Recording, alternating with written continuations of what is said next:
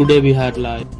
NH-83 भूमि अधिग्रहण संघर्ष समिति के द्वारा गुरुवार को एक निजी होटल में प्रेस वार्ता कर अध्यक्ष डॉक्टर सुरेंद्र कुमार, सचिव जावेद खान ने मीडिया कर्मियों को संबोधित करते हुए कहा, NH-83 चौड़ीकरण के अधिग्रहित की गई भूमि में भूमि अधिग्रहण एवं स्ट्रक्चर के मुआवजे से लेकर सड़क को निर्माण तक बड़े पैमाने में घोटाला हो रहा है। इससे पहले NH-83 के द्वारा जितना भी जमीन का अधिग्रहण किया जाना है और किया गया है, उसमें 1956 3A के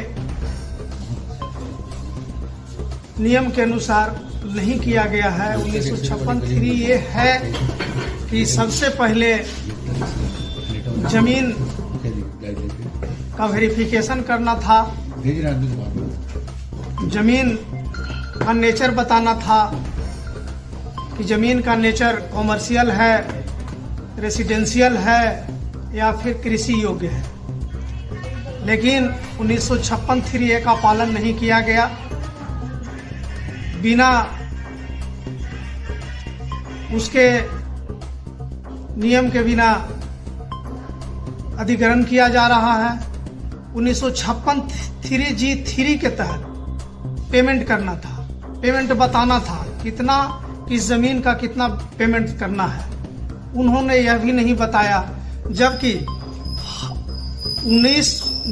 हाई कोर्ट के द्वारा, हाई कोर्ट पटना के द्वारा 1956 3A का हवाला देते हुए उन्होंने 16/9/2020 को आदेश दिया है कि सबसे पहले 6 महीने के अंदर किसानों के जमीन का पेमेंट करना है उनको, और उसके बाद मकान का पेमेंट करना है। जबकि सबसे पहले NHI के द्वारा और DLO के द्वारा मकान का पेमेंट किया गया, जमीन का पेमेंट नहीं दिया गया किसी किसान को। ये बिल्कुल असंवैधानिक है और गलत है। इसी केस में 1956 3A के तहत संजय सहाय को हाई कोर्ट ने आदेश दिया था कि उनको उनके जमीन, जबकि उनकी जमीन पड़ती है, उनके जमीन को कॉमर्शियल मानते हुए कहा था कि उनको कॉमर्शियल पेमेंट किया जाए। उनको कॉमर्शियल पेमेंट किया गया और जो आम किसान है, गरीब किसान है, उनकी अनदेखी की जा रही है। उनको किसी तरह का कोई पेमेंट नहीं दिया जा रहा है और मकान को तोड़ दिया गया। सिर्फ मकान का पेमेंट दे करके जमीन का पेमेंट अभी तक के नहीं दिया। इसके लिए आप लोग क्या कर रहे हैं? इसके लिए हम लोग पिछले कुछ दिनों पहले हम लोग धरना प्रदर्शन दिए थे और जा करके गया के जिला अधिकारी महोदय से मिले थे। उनको एक ज्ञापन भी दिया गया था जिसमें हम लोगों ने कहा था, अपनी मांग को रखा था किसानों के लिए और हम लोग अपने लिए, कि किसानों के जमीन का पेमेंट सबसे पहले करवा दीजिए महोदय, उसके बाद मकान का पेमेंट करवाइए। बहुत से सारे ऐसे किसान हैं जिनके मकानों को तोड़ा गया है, उनके रहने के लिए किसी तरह का कोई मकान नहीं है, वो बेघर हो गए हैं, उनके पुनर्वास का भी व्यवस्था करवाइए। लेकिन उन्होंने आश्वासन दिया था, पर अभी तक के उनके आश्वासन का कोई भी फायदा नहीं दिख रहा। आगे क्या करेंगे आप लोग? आगे यदि हम लोगों की मांग नहीं मानी जाती है, किसानों की मांग पूरी नहीं की जाती है, किसानों के जमीन का मुआवजा नहीं दिया जाता है, तो हम लोग आगे आंदोलन करेंगे, धरना पर बैठेंगे। अगर धरना से भी मांग पूरी नहीं की जाएगी तो हम लोग आमरण अनशन पर बैठेंगे। अपना परिचय बता दीजिए। डॉक्टर सुरेंद्र कुमार, अध्यक्ष NH-83 भूमि अधिग्रहण संघर्ष समिति। आपके माध्यम से ये तमाम लोगों को बताना चाहता हूँ कि आखिर 2010 से 2020 तक NH-83 को बनने में इतनी लेट क्यों हुई, इसका दोषी कौन है।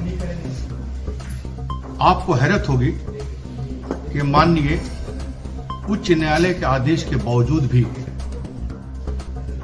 जिला प्रशासन द्वारा किसानों के लिए कोई कार्रवाई नहीं की गई। 1956 3A का पालन नहीं करना ही इस रोड में पूरे हिंड्रेंस का मामला आ गया सामने। उसके बाद इनको 1956 3G3 बताना था, जिसके तहत ये होता है 1956 3A में तमाम प्लॉट का सर्वे पहले करना था, उसका नेचर बताना था, उसके बाद गजट नोटिफिकेशन में इनको लाना था, जो इन्होंने नहीं किया और खतियान को आधार बनाया। मामला जस्ट उलट गया और जिस जमीन को आप ले रहे हैं उसकी कीमत बतानी चाहिए थी, जो आपने कीमत नहीं बताई, जिसके कारण आज ये इतना बड़ा बवाल खड़ा हुआ है पूरे बिहार के अंदर।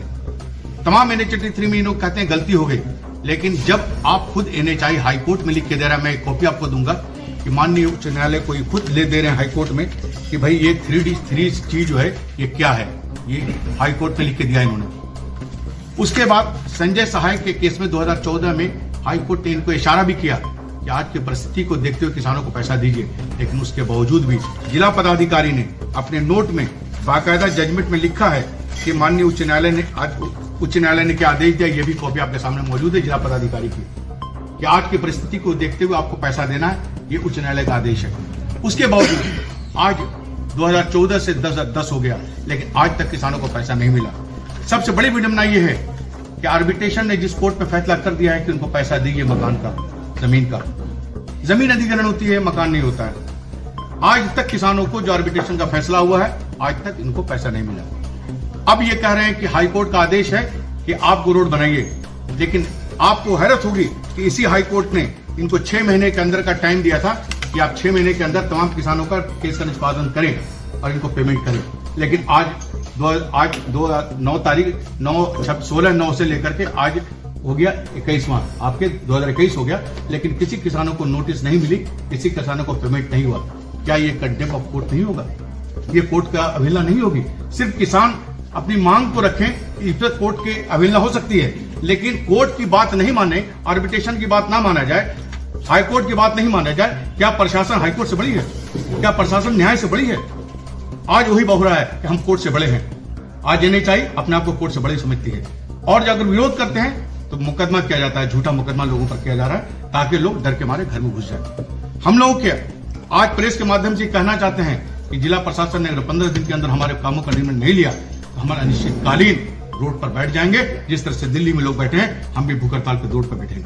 हमारा फाइनल निर्णय है। अपना परिचय बताइए। जावेद खान, सचिव NH 83 संघर्ष समिति।